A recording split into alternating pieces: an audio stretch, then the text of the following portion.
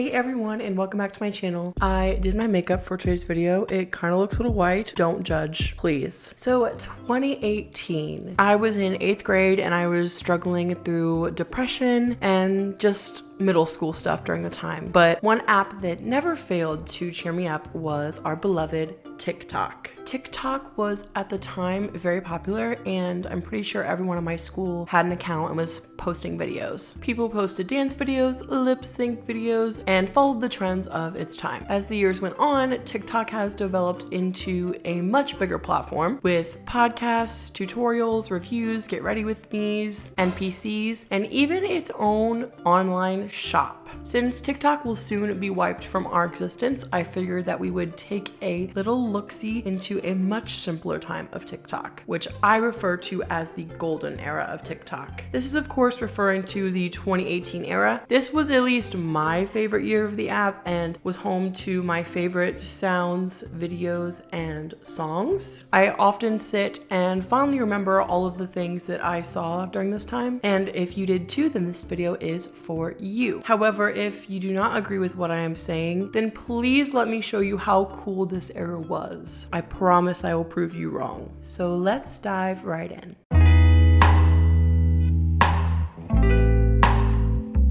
In April 2014, Musical.ly hit the internet by storm, with its peak popularity being around 2016. At this point, I was in 6th grade and I was absolutely obsessed with the app. It was originally used for lip syncs to different songs while doing like different hand motions and transitions that were like super duper cool, and I could never do any of them. And there were even like some skits and stuff that people would lip sync to as well. It was also home to lots of cosplayers that would dress up and do little like skits or transitions and perform these songs all glammed up. It's honestly very cringy to look back on the videos that were popular back then, because I feel like nowadays if anyone were to post stuff like that, like they would most likely be made fun of or like shunned. But back then, if you weren't posting these videos, you were like uncool and lame, and you basically just were living under a rock.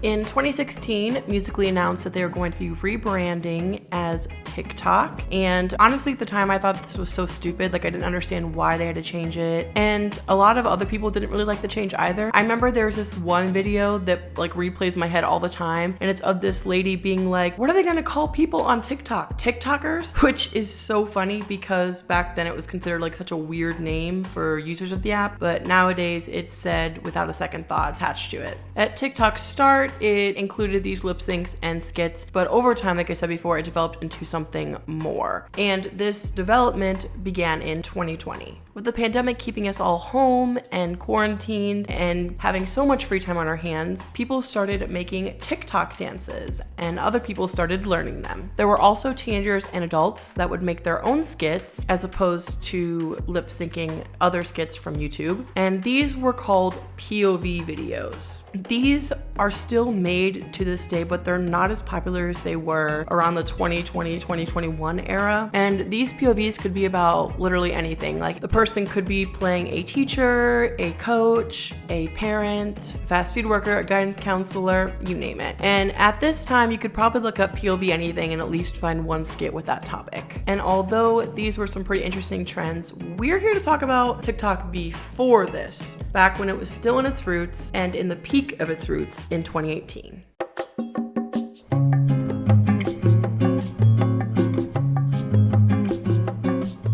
2018 was the second year of TikTok, and in October of the year, it was named the most downloaded app in the United States. At this time, the Musical.ly content was still very, very popular and trending. There were lots of popular songs that people were lip syncing and doing videos to, with probably the most used song of this year being Mia Khalifa by I Love Friday. Hit or miss, I guess they never miss, huh? This rap song was a diss track to the adult film star of the same name, and it was just like all over the place. The most popular TikTok of the song is a girl lip syncing to the song, cosplaying as Nico Yazawa from the anime Love Live. Hit or miss, I guess they never miss, huh? Another popular song at the time was No Mercy by Living Tombstones, which is about playing Overwatch. I'll be Tracer. I'm already Tracer. What about Widowmaker? I'm already Widowmaker. Some people also refer to this song as I Want to Be Tracer, and I used to get so annoyed every time I would hear this song. I used to get so many videos on my For You page. They were all over the place. I absolutely could not stand this song. It was, and it honestly still is, my least favorite song of the 2018 era. But my favorite song was Baby I'm Yours by Breakbot and Irfane? I-R-F-A-N-E, Irfane? That's my guess. And every time I hear this song, I just instantly get flashbacks and memories from all the TikToks that were posted around this time. But I was led astray the day you walked away. My close second favorite song is the Flamingo song by Caro Caro Bonito. How many shrimps do you have to eat before you make your skin turn pink? Eat too much and you'll get sick. Shrimps are pretty rich. Sorry, I know that was very 2018 of me. I never dabbed back then. Please don't hate on me. Another popular song beloved by many was the Muffin song, which was released by ASDF Movie.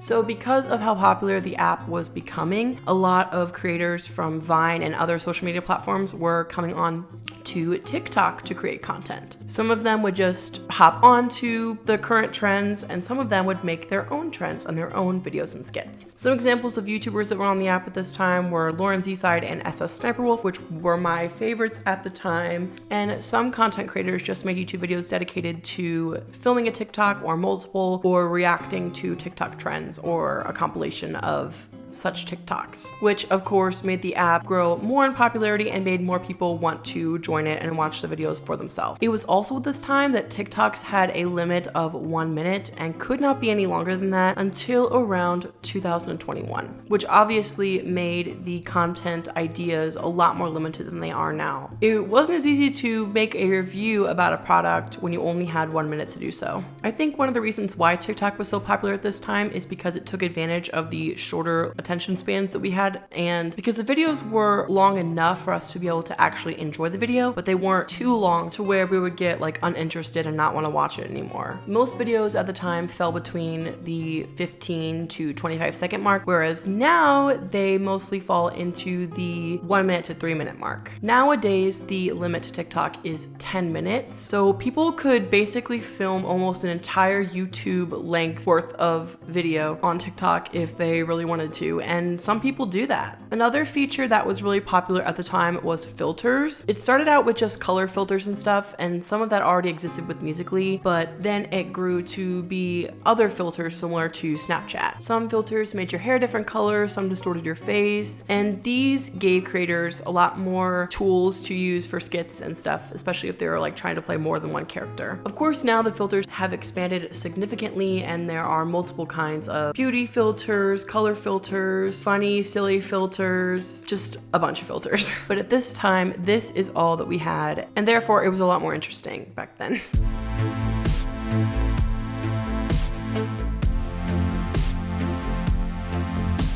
So a question you may be asking is, what is so great about all of this stuff? It's not like this stuff was super riveting or interesting. The truth is that most of the draw to this era is just the nostalgic pull that I get from it personally. Most people get nostalgia from things in their childhood, and being an 8th grader at this time, it gives me that nostalgia. It was also a time where TikTok wasn't surrounded by politics, celebrity drama, or swarmed with sad and depressing videos, and was instead a place to watch just some funny videos after a rough day at work. TikTok was unique in the fact that you couldn't watch the content on any other social media platform, unless you count like watching a compilation on YouTube or something. But nowadays, people post their TikToks on TikTok copycats, such as Instagram Reels and YouTube Shorts. TikTok is literally on every social media platform. It's not just its own thing anymore, which low-key makes it very repetitive because, you know, you'll go on YouTube Shorts and then you'll go on TikTok, and a lot of times you'll just end up getting the same videos on both platforms. I just think it's really nice to see how things used to be a lot more more chill and laid back as opposed to now. Not saying that TikTok is horrible now, but I do truly believe that it was better at this time and that the trends had far less controversy and were way less harmful and dangerous as some of the trends are now. Anyways, I hope you enjoyed this little video going over my favorite era of TikTok, and may it rest in peace this month. Thank you, TikTok, for all of the memories you've given us and all of the crazy, ridiculous videos that we've gotten to watch, and we bid you a farewell. Leave a like and subscribe and let me know if you have any video ideas in the comments below. Thank you so much. I love you guys so much. Take care. Wait, hold on. We're gonna see if I can do it. Okay.